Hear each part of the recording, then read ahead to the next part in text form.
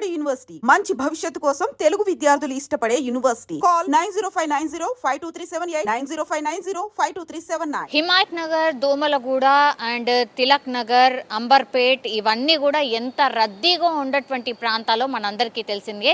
Especially Himayat Nagar అసలు ఎక్కడ కూడా ఖాళీ జాగా ఉండదు అండ్ 24/7 ఎప్పుడు కూడా ట్రాఫిక్ ఉండేటటువంటి ప్రాంతం. సిటీ నడిబొడ్డులో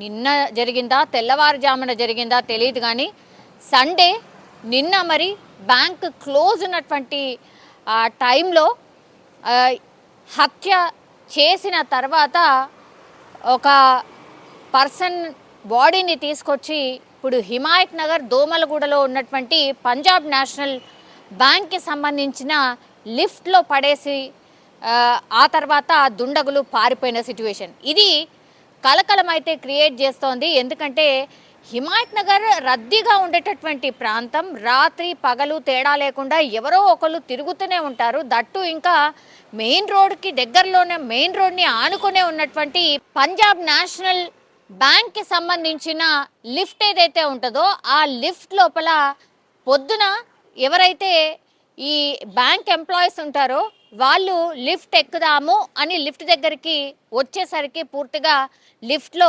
శవం కనిపించడం, ఆ తర్వాత పూర్తిగా భయాందోళనకు గురైనటువంటి చాలామంది బ్యాంక్ సిబ్బంది పోలీసులకు సమాచారం ఇవ్వడం, వెంటనే అక్కడికి చేరుకుంది డీసీపీ అండ్ పోలీసులకు సంబంధించిన టీం అయితే అక్కడికి చేరుకొని అసలు ఈ మృతదేహం ఎవరిది ఏంటి అనేది పూర్తిగా పరిశీలించడం, క్లూస్ అన్ని తీసుకోవడం అయితే జరిగింది. కానీ అక్కడ ప్రాథమికంగా పోలీసులు చూసిన తర్వాత వాళ్ళు చెప్తుంది ఆర్ వాళ్లకు ఆ సీన్ ఆఫ్ ఎఫెన్స్ చూసిన తర్వాత వాళ్ళు కనుక్కున్నది ఆర్ వాళ్ళకు అనిపించింది ఏంటి అంటే డెఫినెట్లీ ఇది పథకం ప్రకారం చేసినటువంటి ఇన్సిడెంట్. అంటే ఎక్కడో హత్య చేసి ఇక్కడికి తీసుకొచ్చి మృతదేహాన్ని పడేశారు అనేది ప్రాథమికంగా పోలీసులు అయితే నిర్ధారించుకున్న పరిస్థితి అయితే కనిపిస్తోంది. ఈ ప్లేస్ని ఎందుకు చూస్ చేసుకున్నారంటే సండే అండ్ దట్టు బ్యాంక్ వేళల్లో మాత్రమే అక్కడ జనసంచారం ఉంటుంది, ఆ తర్వాత ఎవరు ఉండరు. అందుకని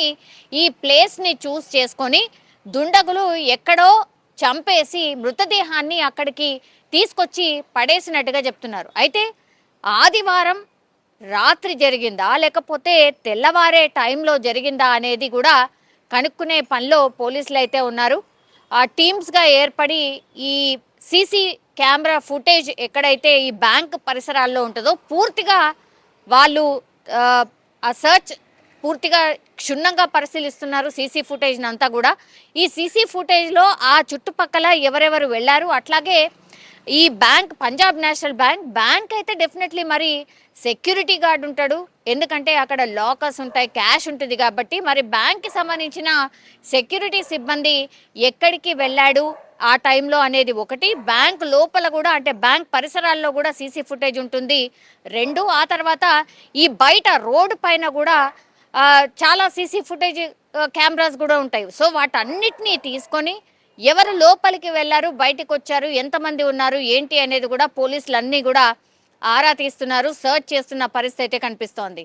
మరి పాత కక్షలు కారణమా లేకపోతే అసలు ఈ పర్సన్ ఎవరు అన్నోన్ పర్సన్గానైతే పోలీసులు ఈ ఐడెంటిఫై చేసిన పరిస్థితి అయితే కనిపిస్తోంది.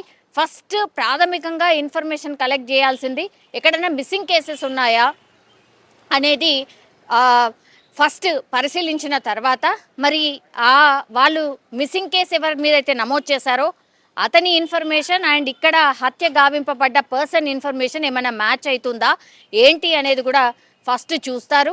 ఆ తర్వాతనే ఈ పర్సన్ ఐడెంటిఫై అయ్యే ఛాన్సెస్ కనిపిస్తున్నాయి. కానీ బ్యాంక్ పరిసరాల్లో ఒక్కసారిగా ఒక పర్సన్ని హత్య చేయడం, లిఫ్ట్లో పారేయడం, మొత్తం రక్తపు మడుగులో పడి ఉన్నటువంటి మృతదేహాన్ని చూసినటువంటి బ్యాంక్ సిబ్బంది మాత్రం భయాందోళనకు గురైన పరిస్థితి. పోలీసులు అయితే కేసు ఫైల్ చేసి దర్యాప్తు చేస్తున్న సిచ్యువేషన్ అయితే కనిపిస్తోంది.